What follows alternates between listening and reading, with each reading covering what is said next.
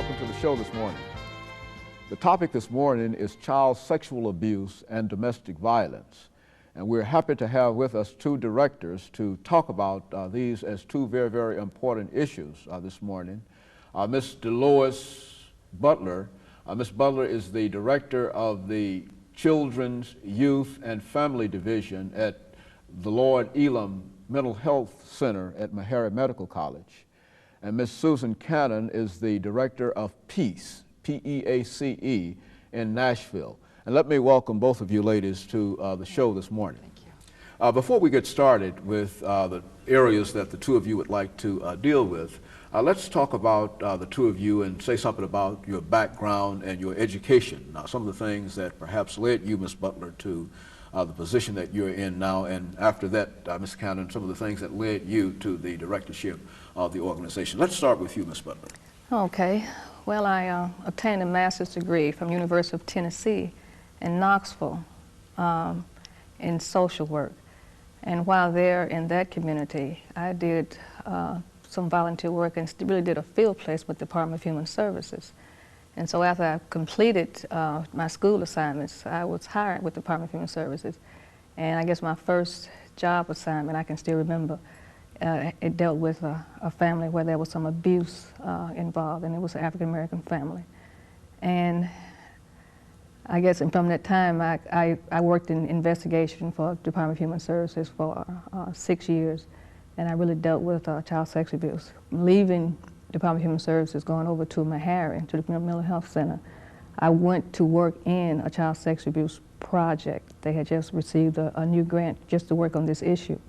And from that, and I've been there for 10 years now, and I've been directing this children's program for 8 years. So I've got 16 years of experience of working in this field in particular. I work with the victims as well as people who victimize children. Very good. And so you're going to give us all of that information this morning in terms of that experience and Yes, some of the things I that will you know. try to. The same thing will be true with you, Ms. Cannon. Why don't you give us the same kind of overview in terms of your involvement with PEACE? I have an undergraduate degree in social work and a master's in ethics from Vanderbilt Divinity School.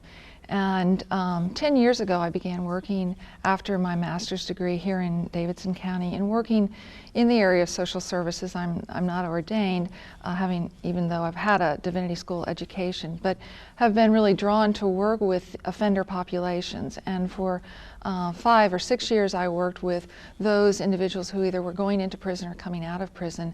And for the last 5 years, I've worked with the offender population of those perpetrators of domestic violence, as well as working with the victims in our agency.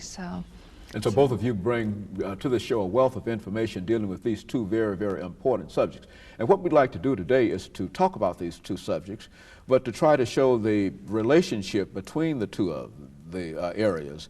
And we wish to do that by having you, first, Ms. Butler, to give us some information about an overview of child sexual abuse in this country. And for you, Ms. Cannon, to listen to what she has to say about that and to apply the kind of information that you have dealing with domestic violence to the things that she's given us. And then we'll do the same thing with you and domestic violence. We want to do that to show the relationship between these two. First of all, Ms. Butler. Okay. I guess the child sex abuse is on the rise as far as reporting. We don't think that it's on the rise as far as incidents.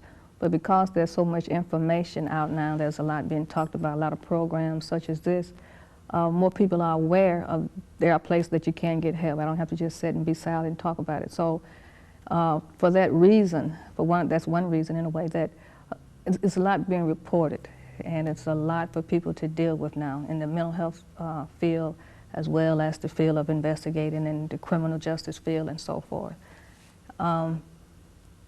And there are children that get a lot of information in school also. So it's a big problem in this country as well as this state and this city. We have a problem. Now, when you talk about that, who are you talking about?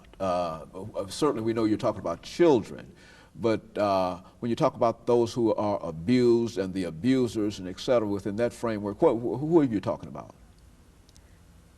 We're talking about children from the age of 3 months on up to 18 years old, and it has nothing to do with racial lines, with economic lines. It cuts across all those things. There's nothing in particular, there's nothing that says if you're this race, you're going to be sexually abused. If you're this race, if you're this economic We have people who are professional people who are abusing their children, lawyers. I've worked with people who doctors, and it doesn't matter who it is, can abuse their children. Ms. Cannon, domestic violence, and I think she's already indicated some of the characteristics of some of the things that you're going to tell us, but go speak to that.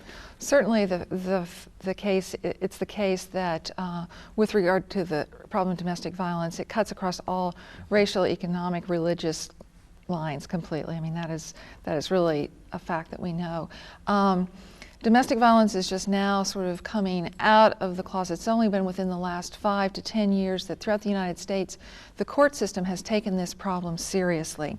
It is now truly regarded as an offense, a crime to be violent in your home, whereas previously it was not. It was sort of viewed as what happens in one's home is their private business. That's a private matter, not a public matter.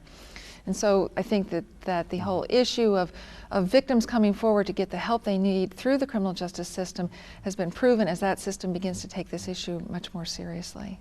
Now, is there a pattern when you talk about both of these as issues? And let's talk about patterns. I think we've indicated that certainly all of these things, be it domestic violence or child sexual abuse, simply cut across economic and class lines. But now there has to be a pattern in terms of what we're dealing with here. And let's talk about some of the things that you identify within that pattern in child sexual abuse and in domestic violence. Well, we talk about patterns. I guess we know that everyone does not sexually abuse their children. We say that everyone might have the propensity to do that, but they don't do it. So it has to be certain stresses in a person's life, and it might be something that's internal in that person that would cause them to, under certain circumstances,